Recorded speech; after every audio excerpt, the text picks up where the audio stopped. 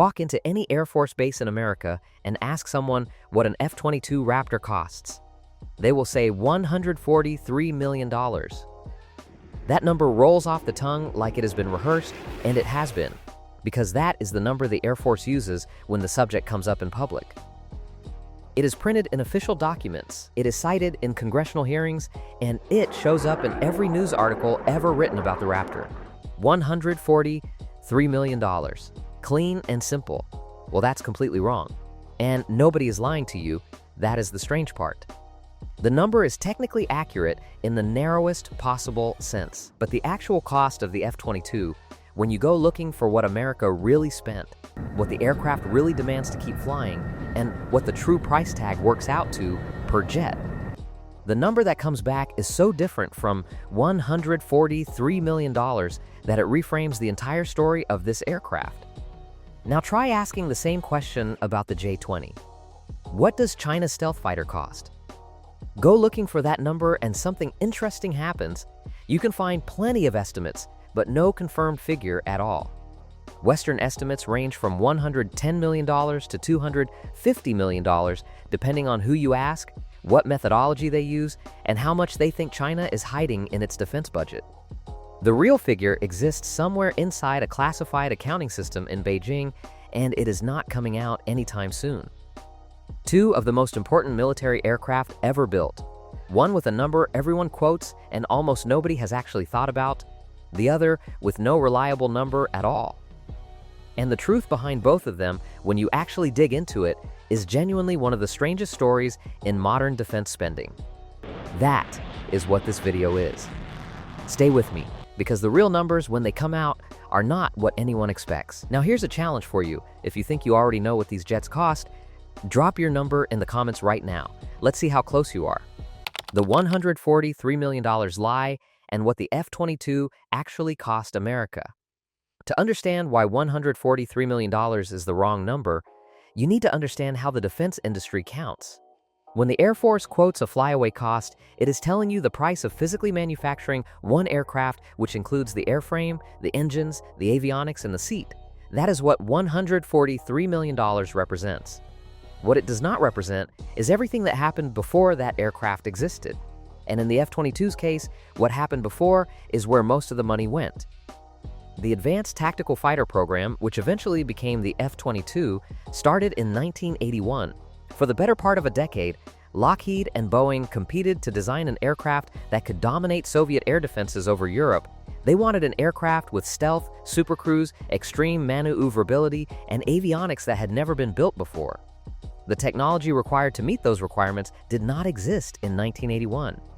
Building it cost $32.4 billion in research and development alone, which is actually the money spent before a single production aircraft was ordered. Add that $32.4 billion to the $34.2 billion spent actually building the jets, and the total F-22 program cost comes to $67.3 billion. The Air Force originally planned to buy 750 aircraft, which would have spread that development cost across enough jets to bring the per-unit figure to something defensible. But orders were cut again and again due to budget pressure, changing threat assessments and competition from the cheaper F-35. By the time Secretary Gates killed the program in 2009, the final total was 195 aircraft. Divide $67.3 billion by 195, and the number you get is $334 million per Raptor. That is the real purchase price, and it is more than double the figure the Air Force quotes in public. And yet, even at this price, none of the costs of flying and maintaining the jet have been included. Now comes the part that makes defense economists genuinely uncomfortable. The F-22 costs $85,325 per flight hour to operate, according to the Government Accountability Office, which is the independent watchdog that audits federal spending. Every hour a Raptor is in the air, the clock is running at $85,000. For comparison, the F-35 costs around $40,000 per hour. The F-16 costs roughly $26,000. The Raptor costs more per hour than almost anything else the Air Force flies. The reason for that number is maintenance. The F-22 requires up to 30 hours of maintenance for every single hour of flight. and a full third of that maintenance time goes to one specific job, repairing the stealth coating. The radar-absorbent material that covers the aircraft's exterior and produces that marble-sized radar cross-section is extraordinarily fragile in operational conditions. It cracks under supersonic stress, it deteriorates in desert heat, and it peels in humidity. Every sandstorm, every rough landing, every hard turn at altitude takes a toll on it. Fixing it is slow, specialized work performed by technicians with specific training, and it cannot be skipped because the coating is not cosmetic, it is the capability. Here is where it gets worse. Because the maintenance burden is not just expensive, it has started affecting something far more important than money. In fiscal year 2024, the F-22's mission-capable rate, the percentage of the fleet ready to fly and fight on any given day, dropped to 40.19%, which is the lowest figure in roughly 20 years. Think about what that means in practical terms. On a typical day, across the entire F-22 fleet of 178 aircraft, fewer than 72 are available for a real mission. Of those 178, only 150 are combat-coded, and the remaining 28 are Block 20 training variants that lack critical hardware for actual combat. Congress has blocked retirement of those jets until 2028, so the Air Force pays to maintain aircraft it cannot use in a fight. The total projected cost to operate and sustain the F-22 fleet through its service life is estimated at another $60 billion, on top of the $67.3 billion it cost to create and build. Run those numbers and the true lifetime cost of the F-22 program lands somewhere above $127 billion for 195 aircraft. That is not $143 million per jet. That works out to well over $650 million per aircraft when every dollar ever spent on the program is accounted for. A number that has never appeared in a single Air Force press release. The F-22 is a masterpiece. It is also a program that shows exactly what happens when you cut the production run so severely that the development costs have nowhere to go except into the unit price, said defense analyst, Center for Strategic and Budgetary Assessments, that is the F-22 side of the ledger. $650 million per jet in total, 40% availability, a production line that no longer exists, and a fleet that will never grow. Now here is China's side. And the strange thing about China's numbers is not that they are lower. It is that they are almost impossible to find, and the reason why is its own story. China's number that doesn't exist and what that silence actually tells you. China does not publish any defense procurement costs, not in any detail that Western analysts can use. There are no GAO equivalents and no congressional oversight hearings where officials are pressed to justify per unit prices under oath, and no Freedom of Information requests that produce useful documents. The People's Liberation Army Air Force does not announce what the J-20 costs. The Chengdu Aircraft Industry Group does not publish production economics. What comes out of Beijing on this subject is either nothing or a figure so vague it tells you less than the silence would. This is deliberate. China understands that cost transparency is itself a strategic vulnerability. If the United States knows precisely what China is spending per J-20, American planners can model Chinese production capacity, forecast fleet size trajectories, and understand exactly what China can and cannot afford to sustain. Transparency about the number is part of the capability. It forces adversaries to plan against a range of scenarios rather than a specific one, and planning against a range is always harder and more expensive than planning against a known threat. The estimates Western analysts work with run from about $110 million per aircraft on the low end to $250 million on the high end, depending on methodology. The most commonly cited figure in mainstream defense publications is somewhere between $110 and $120 million for current production variants. But here is what makes those estimates genuinely uncertain. China's defense industrial base does not operate on commercial accounting principles. The Chengdu Aircraft Industry Group is a state enterprise. The gap between what it costs to build a J-20 and what the People Liberation Army Air Force pays for one may not be the same number. The state can absorb development costs, overhead, and manufacturing inefficiency into the broader national industrial budget in ways that never appear in a per-unit price. What we can track with reasonable confidence is the production rate, because aircraft serial numbers are visible at air shows and military exercises, and analysts have gotten good at reading them. China began serious J-20 production around 2017 and ramped up steadily.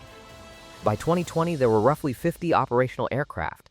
By early 2024, that number had crossed 200. By early 2026, over 300 J-20s are in service with production running at 100 to 120 aircraft per year. The Royal United Services Institute in Britain published an analysis in early 2026 projecting that China will field approximately 1,000 J-20s by 2030, based purely on the production rate data without needing any cost figures at all. For the comparison to land properly, hold that number against the F-22. The United States built 195 F-22s. Total, the production line was shut down in 2011. A 2017 Air Force study found that restarting it would cost approximately $50 billion, and that study was conducted before inflation further eroded that possibility. The tooling, the dies, the specialized production infrastructure at Lockheed Martin's Marietta facility, all of it was gone. If the Air Force loses F-22s to accidents, age, or combat, the fleet shrinks and does not recover. China loses a J-20, and the production line replaces it within weeks. The J-20 carried real development costs that the published estimates tend to understate. The WS-15 engine, China's domestically developed power plant, now entering service in the latest variants, which took over a decade and enormously sustained investment to reach operational reliability. The AESA radar, the avionics architecture, the stealth materials research, all of it required years of spending that predated the first flight. China's official defense research and development budget has roughly doubled since 2015, and programs like the J-20 are where a significant portion of that money went. The honest answer is that the full J-20 program cost, accounting for everything the way the US accounts for the F-22, is probably considerably higher than $110 million per aircraft. We just do not have the numbers to say how much higher. So we have one Air Force that spent an enormous, documented, publicly audited fortune to build the world's most capable fighter in a fleet that is too small and getting older every year, and another that spent an unknown but probably lower amount to build a somewhat less capable aircraft in a fleet that grows by over 100 jets every 12 months. The question that follows from those facts is the one that actually matters. Which approach delivers greater combat power in the real world? And the answer is not the one you would intuitively guess. The comparison that makes Pentagon planners uncomfortable. The F-22 is a better aircraft than the J-20. That statement is supported by every serious technical analysis available to Western analysts and has not been credibly challenged. Its stealth is superior. The canard fins on the J-20 create radar reflection angles the Raptor's tailless design avoids. Its radar cross-section is smaller. Its supercruise is faster.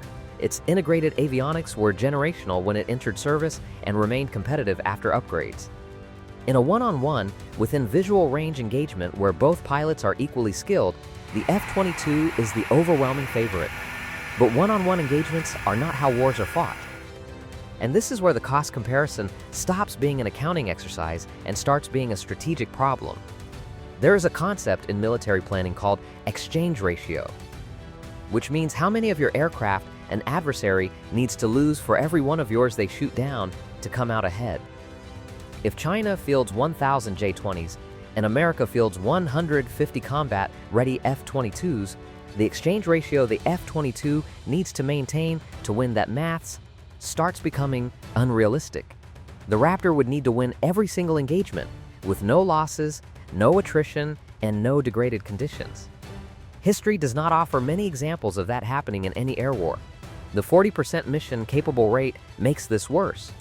On the day a conflict starts, the United States is not putting 150 F-22s in the sky, it is putting whatever percentage of 150 is currently flyable, which recent history suggests is fewer than 70. Against a Chinese fleet that, by 2030, could number 800 to 1,000 operational J-20s, that is not a quality advantage. It is a numerical disadvantage large enough to matter even if the quality gap is real.